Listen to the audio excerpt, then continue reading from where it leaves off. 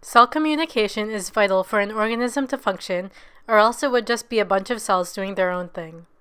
It's also a pretty important topic to know about, or at least have an idea of, for the AP exam.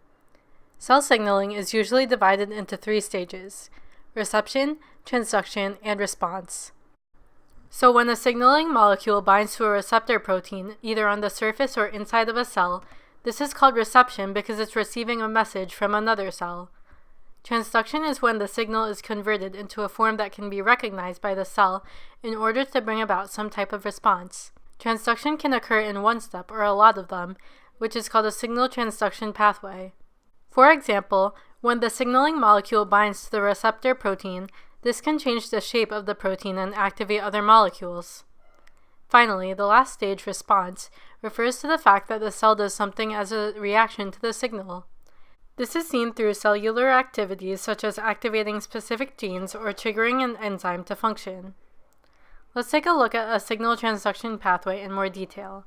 Here we have a signaling molecule binding to a protein on the surface of the cell. This activates a relay molecule, which activates more molecules after it. For example, the relay molecule can activate this protein kinase by transferring a phosphate from ATP, allowing a phosphorylation cascade to take place. Enzymes called protein phosphatases remove the phosphate groups from the protein kinases once they're done working, making them available for use another time. In addition, sometimes instead of using proteins for a signal transduction pathway, small molecules called second messengers are used. They spread throughout the cell by diffusion because they're so small and soluble. One of the most common examples of a second messenger is cyclic AMP. In this pathway, the binding of epinephrine increases the concentration of cyclic AMP. This is done when an extracellular signal initiates an enzyme called adenylyl cyclase to convert ATP into cAMP, which is cyclic AMP.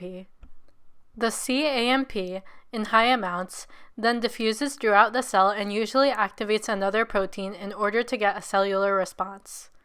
There are many different ways signaling can be accomplished: between adjacent cells, local signaling, and long-distance signaling. When 2 cells are next to each other, direct contact can assist in the transfer of molecules from one cell to another, which can initiate signal transduction pathways and cellular responses.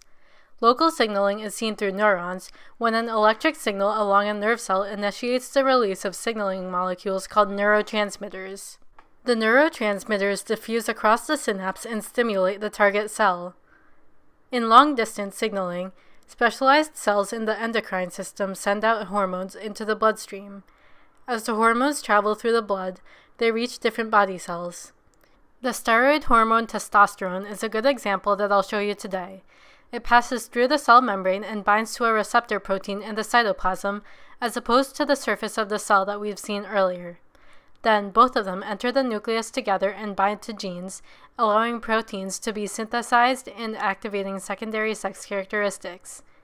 Now let's move on to apoptosis. Apoptosis is literally programmed cell death. During apoptosis, DNA and organelles are fragmented and the cell shrinks.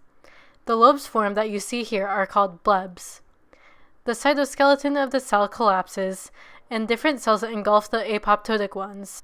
Lysosomes, which are digestive compartments in cells, break down the dying cells. Apoptosis can be seen in humans when the embryo develops. Humans actually have webbed hands and feet when they're still developing, and the reason why you don't see webbed hands anymore on your own body is because of apoptosis. The cells that make up the connections between your fingers undergo apoptosis and die. What's left is what you see today. Apoptosis is also used when cells suffer damage, perhaps to their DNA, and they get rid of themselves so they don't cause the whole body damage later on. Well, that's all for today. Thanks so much for watching, and be sure to check out my other AP Biology videos.